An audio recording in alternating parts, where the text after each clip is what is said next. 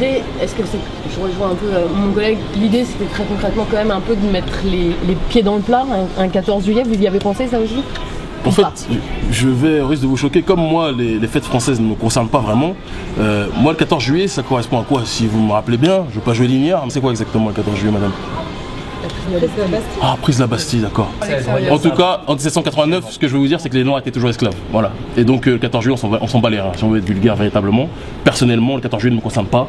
En 1789, à l'époque où vous étiez avec votre bleu, blanc, rouge, je ne sais trop quoi, sur la prise de la Bastille, les Noirs étaient encore avec les chaînes en train de travailler les plantations. Voilà. Donc, le 14 juillet, moi, je n'en ai cure, je marche dessus, il ne m'intéresse pas. Le défilé avec Sarko et la France-Afrique qui est en train de défiler sous la pluie aux Champs-Élysées me fait doucement rire. Donc voilà, j'ai le droit d'avoir mon propre référentiel. Si je vous dis 1955, ça correspond à quoi?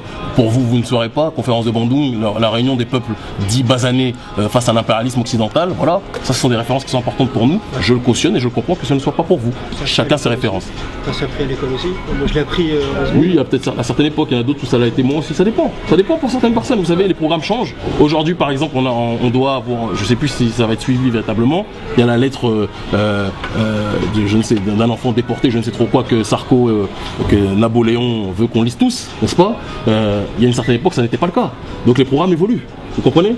Si je vous parle de Boukman Duty, est-ce que vous saurez qui est Boukman Duty? Je ne pense pas. Pourtant, c'est quelqu'un qui est connu dans le monde noir et pour toutes les personnes à peau de la négritude, comme un esclave rebelle qui a fait en sorte que Haïti puisse être cette grande république noire qu'elle a été.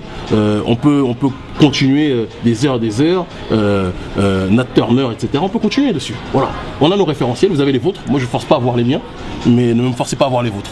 Je vous le dis, le 14 juillet, sincèrement, quand je regarde le 14 juillet 1789, moi, j'ai pas le curseur sur la prise de la Bastille, j'ai le curseur sur le fait que les nôtres sont pris avec des chaînes et ils ont fouetté par le bon maître esclavagiste, le bon béquier et le bon impérialiste pour que nous puissions travailler les terres pour que la France soit un empire riche.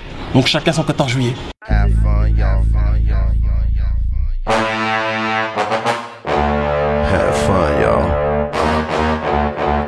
City breathing all down your neck.